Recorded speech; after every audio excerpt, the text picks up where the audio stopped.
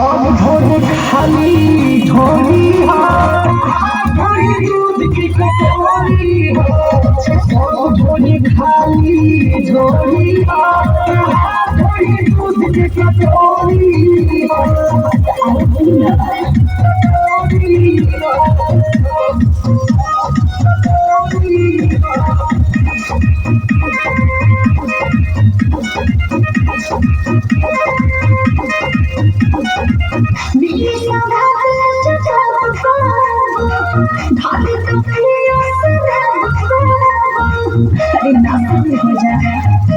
अच्छा